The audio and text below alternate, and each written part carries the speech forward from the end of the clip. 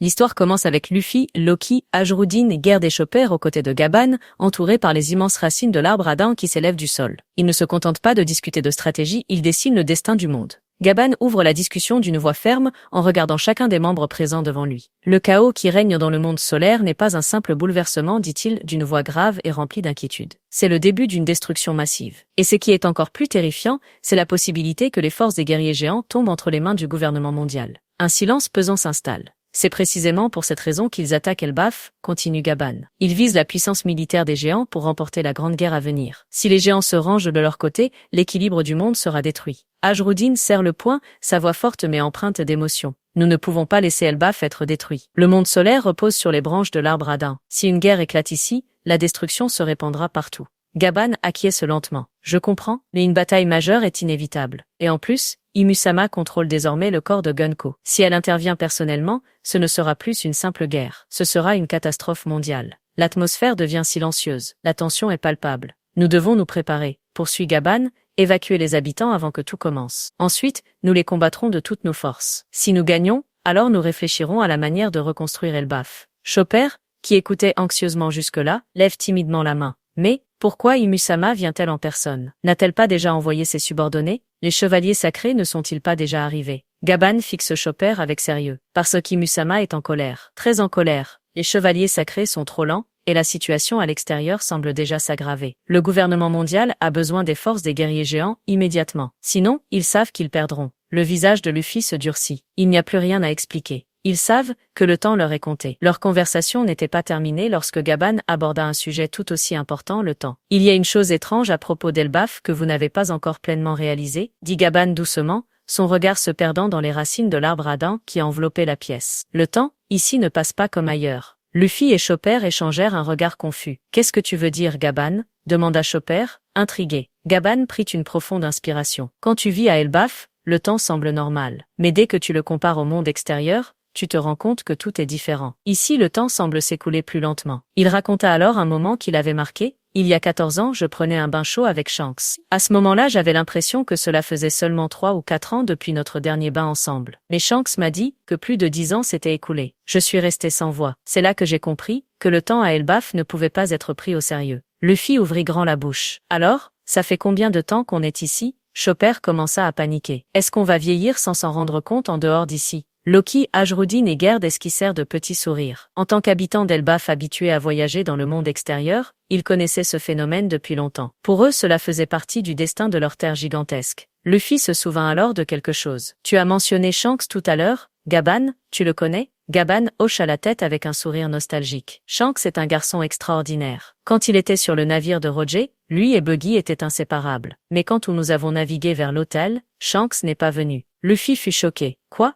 Pourquoi? Buggy était malade, répondit Gaban. Et Shanks a choisi de rester pour le soigner. À cause de cela, ils sont les seuls membres de l'équipage de Roger à ne pas savoir ce qu'est le One Piece. Luffy resta silencieux, impressionné. Il est incroyable. Cependant, au milieu de cette histoire, le visage de Loki s'assombrit. Une colère discrète se glissait dans son regard perçant. Je n'aime pas entendre le nom de Shanks, dit-il froidement. Il m'a vaincu il y a 6 ans, et c'était humiliant. Mais il inspira profondément, maîtrisant son émotion. Mais je comprends pourquoi tu l'admires, Luffy. Nous avons tous des idoles, si tu mentionnais Rocksteady Xebec devant moi, peut-être que je réagirais de la même manière. Quand le nom de Xebec fut prononcé, l'expression de Gaban changea. C'était à son tour d'être en colère. Xebec, tu sais qui il était vraiment? Demanda Gaban avec un ton incisif. Loki le fixa avec assurance. Bien sûr, un pirate légendaire. Puissant, charismatique. Je l'ai même rencontré à Elbaf quand j'étais enfant. J'ai supplié de rejoindre son équipage, mais il m'a plutôt frappé. Les yeux de Gaban se plissèrent. De vieux souvenirs refirent surface.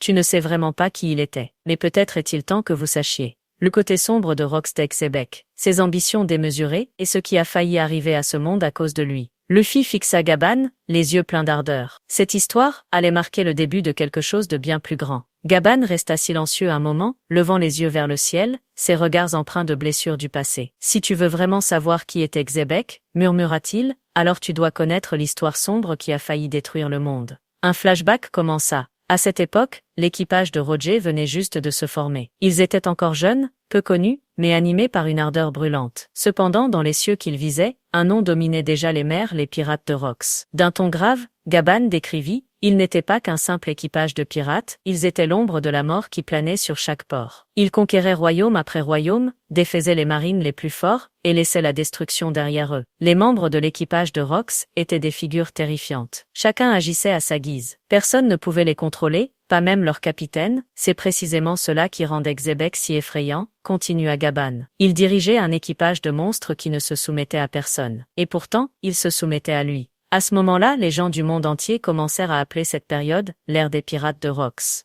Le temps passa. Les pirates de Roger grandirent et devinrent les principaux rivaux des Rox. Un jour, par une mer agitée, Roger lisait un journal sur le pont et éclata de rire. « Un jour, dit-il, je mettrai fin à cette ère. » L'atmosphère sur le navire changea instantanément. Les membres de l'équipage furent enflammés d'enthousiasme. Ils commencèrent à énumérer les membres des Rox s'ils voulaient affronter. Gaban, jeune et déterminé, brandit sa hache et s'écria « Je me charge de Barbe Blanche. » Mais dans un coin du pont, Rayleigh souriait calmement. « Ne sois pas trop impulsif, dit-il, un combat contre les Rox ne sera pas aussi simple que ça. » Et Rayleigh avait raison, lors de l'incident légendaire de la Vallée des Dieux, tout explosa. Roger dut s'allier avec Garp, son ennemi juré, pour faire face à la puissance démente de Rox Xebec. Cette bataille changea tout. Si Xebec n'avait pas été arrêté à God Valley, déclara Gaban d'une voix empreinte d'émotion retenue, je n'ose imaginer ce qui serait arrivé à ce monde. Le flashback prit fin. Retour au monde souterrain d'Elbaf. Gaban fixa Loki d'un regard perçant. Maintenant, tu sais qui était réellement Rox Xebec. Ce n'était pas un héros, c'était un fléau. Cependant, Loki esquissa un sourire en coin. Plus tu parles, plus je l'admire. Roger était génial, mais Rox avait un objectif bien plus aligné avec le mien. Gers fronça les sourcils, et Ajrudin rit avec sarcasme. C'est normal, les gens comme toi, avec un comportement exécrable, idolâtrent naturellement quelqu'un d'encore pire. Ces mots déclenchèrent la colère de Loki. Qu'as-tu dit, Ajrudin? Tu l'as très bien entendu, répondit Ajrudin en se levant, le torse bombé. En un instant, la tension monta, les deux géants étaient sur le point de se battre. Luffy et Chopper paniquèrent en essayant de les calmer, tandis que Gaban ne fit que soupirer, comme si ce genre de querelle n'était pas nouveau pour eux. Mais une chose était désormais claire, le passé de Rox Xebec n'était pas qu'une simple histoire. C'était un avertissement. Et quiconque évoquait son nom, ouvrait peut-être la voie à une catastrophe encore plus grande. Pendant ce temps, au cœur de Marijo, dans le silence sacré, derrière une rangée de fleurs éternelles, qui ne poussent que dans cette pièce, reposait le véritable corps d'Imusama, plongé dans un sommeil profond. Au centre de cette pièce, baignée d'une lumière étrange, la conscience d'Imusama n'était plus présente. Elle résidait désormais dans le corps de Gomko, combattant à Elbaf, pour son grand dessein. Cependant, Imusama restait connecté. Soudain, une voix télépathique résonna dans l'esprit de ses serviteurs les plus proches. Je teste la puissance des guerriers géants d'Elbaf, tout doit se dérouler selon mes plans. Peu importe le chaos ici, protégez ce qui est le plus important. Sa voix était froide, mais absolue. Uranus, la salle gelée, le trône vide, le trésor national, et la salle des fleurs, rien ne doit être touché. Aucun ennemi ne doit entrer, les serviteurs ne pouvaient qu'incliner la tête, tremblant de peur. Ils savaient qu'une seule erreur entraînerait une punition inévitable et terrifiante. Puis, la voix d'Imusama se déplaça ailleurs. Elle établit un lien télépathique avec Garling, qui à cet instant, combattait férocement Monkey D. Dragon. Garling semblait parler tout seul au milieu du combat, mais Dragon comprit. Il savait exactement qui s'adressait à son adversaire. Avec un sourire froid, Dragon lança une pique, dit à celui qui t'écoute là-bas, que s'il ne sort pas, alors Marijo sera réduit en cendres. Et Imusama entendit directement ces mots. Grâce à son lien télépathique avec les Gorosei, Imusama voyait à travers leurs yeux, entendait à travers leurs oreilles. Ainsi quand Dragon parla,